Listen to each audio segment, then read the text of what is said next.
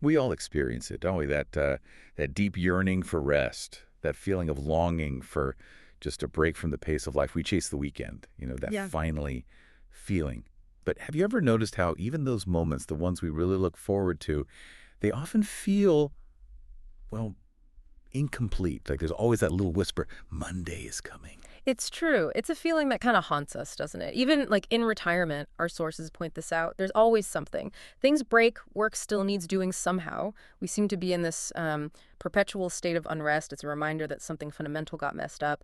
The material we're looking at suggests sin made work itself burdensome. So even our attempts at rest end up feeling, yeah, fleeting, not quite whole. Okay, let's unpack this then. Because that feeling, that persistent unrest, that's really the heart of our deep dive today. We're going to explore this pretty profound concept. The idea of a new Sabbath in a world that just feels so restless, so full of striving. We're mainly drawing from the Gospel of John, chapter 5, mostly, and connecting it back to foundational texts like Genesis, Jeremiah, Exodus, and Hebrews as well. Yeah, and as we dig into these texts, what we're going to find are some, frankly, surprising ha moments. This isn't just about getting a day off, or even just the weekend. We'll see how Jesus offers a radically different kind of rest, something that goes way beyond just pausing our week.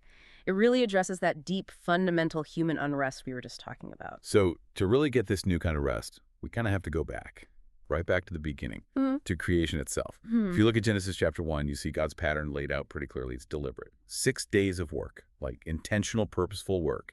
And then the seventh day, rest. And it's interesting, the order is important there, isn't it? Work first, then rest. Exactly. God built that rhythm right into how things are supposed to be. And this wasn't just, stopping physical activity. It was meant to be a state of peace, that deep, holistic well-being. Shalom. But then, Yeah. well, then sin enters the story, and that divine pattern gets seriously disrupted. Think about Eden. Adam and Eve's sin led to exile from that place of perfect shalom, that original design where work and rest weren't opposed. And the pronouncement comes down, by the sweat of your brow you shall work. Right. Work becomes hard. Yeah, difficult, burdensome, a struggle. And that's why we carry this feeling, this weight. It's why even our weekends, our intended rest times, feel incomplete. That nagging Monday is coming feeling, that's a direct echo of that original disruption. It stops us from finding truly perfect rest in this world. Okay, so we've got this universal longing, this distortion by sin. Now let's jump forward. John chapter 5. Picture Jerusalem during a feast. This should be a time of pure celebration, of rest. People reclining at tables, enjoying themselves. It's supposed to be a time of shalom. But what Jesus finds there, well, it paints a really different picture, doesn't it? Yeah, it really does. Right there in Jerusalem, near a very significant gate, the sheep gate, the gate used for bringing lambs for sacrifice. It already hints at atonement. Right there was the pool of Bethesda. Its Aramaic name means house of mercy. Imagine this place. It had 5 roofed colonnades, 5 being a number often linked to grace in the Bible. And it had these 2 sections, probably for collecting rainwater, used for ritual purification before going into the temple nearby. So a place set up for cleansing, for getting ready to approach God, but you're saying there's a twist. A huge twist. Here's the stark contradiction. Jerusalem is the holy city, right? The temple is God's holy place. Yet immediately outside this sacred space, under these colonnades meant for grace and mercy, you find a multitude of invalids. Blind, lame, paralyzed people just gathered there, such a jarring image. A wrong picture, as our sources put it. You'd expect order, cleanliness near holiness. Like expecting perfect gardens near a palace, maybe. Exactly. Instead, you have this concentration of suffering right on the doorstep of the temple. Our sources really emphasize this points to a deeper failure. The religious system itself. It wasn't providing the spiritual healing people needed. And the leaders, the shepherds who were supposed to care for the vulnerable, well, they were clearly neglecting them. The care just wasn't there. And in this crowd, this multitude, there's one man. He stands out because he's been an invalid for 38 years. I mean, that's just staggering. A lifetime of suffering right there. Yeah. And when Jesus sees him, he asks this question that seems, well, almost obvious on the surface. Do you want to be healed? Seems like a yes or no question, right? You'd think. But Jesus asks it, our sources suggest, to get at something deeper. This issue of misplaced trust. Where were people actually looking for healing? They were focused on rituals, places, maybe even superstition, not the true source. The whole system had kind of become corrupted. And the leadership, well, they weren't teaching the real truth of God's word. And the man, he doesn't even answer directly, does he? Hmm. He doesn't say yes. Instead, he just points out his problem, his impossibility. Sir, I have no one to put me into the pool when the water is stirred up, and while I am going another steps down before me. It's just this cry of complete helplessness. He's totally stuck. The very system he's hoping in is the reason he can't get help. Right. And this gets to that common belief back then. It's mentioned in a verse some manuscripts have, verse 4. The idea was an angel stirred the water and the first person in got healed. Now, there are huge problems with this belief, according to the sources we're looking at. It completely clashes with God's kingdom. First, it set up this awful me-first competition. Literally, you had to scramble and beat everyone else to get healed. Which is the total opposite of the kingdom idea. The first will be last. Exactly. And second, think about who it excluded. The very people who needed it most. The blind, the lame, the paralyzed, they could never be first. They were completely shut out by this system. And yet, despite all that, Jesus just cuts right through it. His command is so simple, so direct. Get up, take your bed and walk. And the text says, at once the man was healed and he took up his bed and walked. Just like that. Immediate. Powerful. Now, you might be thinking, wait a minute, out of that whole multitude, Jesus only heals one guy. Doesn't that seem a bit unfair? Yeah, it does raise that question. John includes this, our sources argue, to show God's sovereignty, his grace. Remember Exodus 33.1 mean? God says, I will be gracious to whom I will be gracious, and I will show mercy on whom I will show mercy. Healing, grace, mercy. They aren't things we earn or are owed. Jesus' purpose here wasn't just about fixing everyone's physical problems right then and there. He had a much bigger spiritual goal. The physical healing was like a sign pointing to something much deeper. Right. And this is where the story takes a really interesting turn, isn't it? The immediate reaction from the Jewish leaders. It wasn't joy or amazement for the man, not at all. Their problem wasn't the healing. It wasn't even Jesus telling him to get up or walk. Their whole issue, the absolute focus, was that the man was taking up his bed on the Sabbath. Think about that. That bed wasn't just stuff. It was his place of rest. His symbol of 38 years of being stuck. His identity, almost. Yeah. So picking it up on the Sabbath, that was seen as not just breaking some rule, but like actively rejecting the whole idea of Sabbath rest for that day. It was a visual nope to what they thought the Sabbath meant. And to be fair to them, their interpretation had backing in the Old Testament law.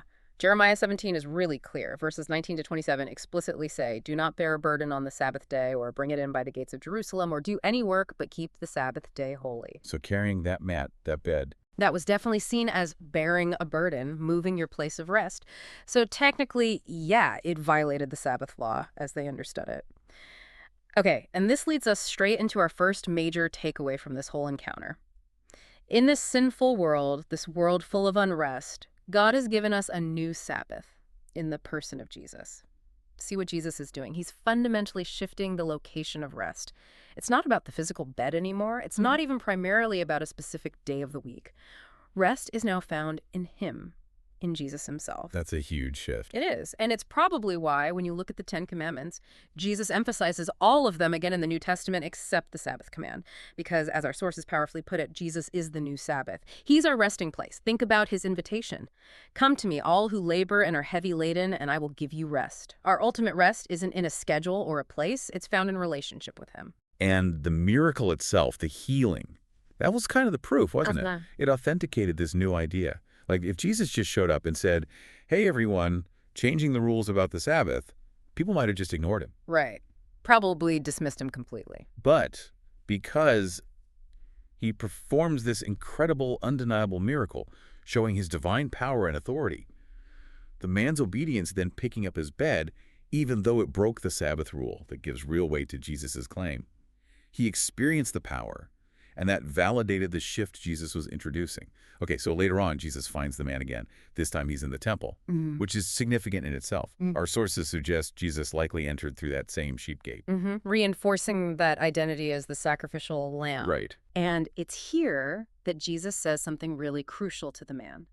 See, you are well. Sin no more, that nothing worse may happen to you. Jesus is making it clear. The point of the healing wasn't just getting his legs working again. It was about holiness, spiritual restoration. The man didn't earn the healing, obviously. It was grace. But now that he had it, he had a responsibility. He had to live it out, turn from sin. And that phrase, nothing worse may happen to you. What could possibly be worse than 38 years of being paralyzed? Well, according to Jesus here, it's being an eternal invalid, permanently cut off from God's mercy, God's grace, which is exactly what Jesus came to provide through his ultimate sacrifice, that connection, that grace. And this leads us right into the second core insight we can draw from this. In a sinful world full of unrest, God has given us a new Sabbath to bring us back into the garden. Back to the garden, like Yeah. Eden. Exactly. Our sources point out the temple itself was built with garden imagery, lots of carvings of plants, fruits. It was meant to evoke a sense of paradise, that place of peace and rest, God's presence. So this man who was once exiled, stuck outside, unable to participate fully, he's now brought back into God's presence, back into this symbolic garden, this place of rest and peace, just like Adam and Eve were meant to be.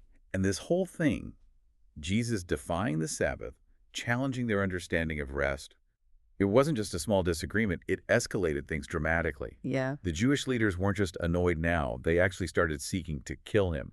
And it wasn't just for the Sabbath breaking, it was because when he said, "My Father is working until now, and I am working." He was basically saying, I am equal with God. Yeah, that was the bigger offense to them. And our sources really highlight how deliberate Jesus was. Healing on the Sabbath, making the man carry the bed, and even the repetition, mentioning taking up the bed 5 times in just a few verses. That number 5 again linked to grace. It was all driving home this radical new point. Absolutely. Remember, the Sabbath day itself was the specific sign of the Old Covenant. Exodus 31.33 says that explicitly. But now, with Jesus bringing in the new covenant, that old sign, well, it's superseded. It's no longer the primary signifier. Think about the old system's restrictions. Only certain holy people, the priests, only one holy place, the temple, only specific holy times, the Sabbaths and feasts. Right, very defined. Very defined. But under the new covenant, through Christ, all believers are called a royal priesthood. Christ dwells in our hearts, not just a building. And the Sabbath rest, it becomes a forever Sabbath, a constant state of resting in him, not just a 24-hour period. So when Jesus says, "My Father is working until now, and I am working," what does that really tell us about this forever Sabbath then? It points directly to his ultimate work, his saving work. God's work of redemption didn't stop at creation's seventh day. It continued. And Jesus is carrying out that work. We see the culmination of his work later in John chapter 19, verse 30. On the cross, he says. It is finished. Exactly. It is finished. His work of atonement is done, complete. And then Hebrews 12.2 tells us he sat down at the right hand of the throne of God. Sitting down signifies completed work, ultimate rest. He isn't still striving. The decisive work is done. And the book of Hebrews makes this connection so explicitly. It ties together Sabbath rest, faith in Christ, and God's original rest from creation. It stresses that entering this rest, God's true rest, isn't about following rules or our own efforts. Our works are described as filthy rags, right? Totally inadequate. Right. Entry comes by faith in him, through union with Christ. Hebrews points out that it was disobedience and unbelief that kept the Israelites out of the promised land to rest. And it urges us now to strive to enter that rest, the rest found in faith in Jesus. Which brings us neatly to our third and final core insight for today. In a sinful world full of unrest, God has given us a new Sabbath of eternal rest through the finished work of Christ. Wow. Okay, so let's try and pull this together for you listening. What does this all really mean? We've seen first that Jesus himself is the new Sabbath. He's our place of rest, not just a day. Second, this new Sabbath rest he offers actually brings us back into God's presence, back to the garden, restoring that relationship. And third, ultimately, he gives us this deep, eternal rest that comes entirely through his finished work. Nothing we add. That's it exactly. So the provocative thought, maybe, to leave you mulling over is this. What does it truly mean for you in your own life right now to pick up your bed? What false rests, what burdens maybe have you been relying on or carrying for far too long? What would it look like to let go of those and fully enter into the true rest that Jesus offers? How might embracing this new Sabbath through faith actually transform your daily grind, your work, your responsibilities, your experience of genuine spiritual peace? What does it mean for you today to strive to enter that rest?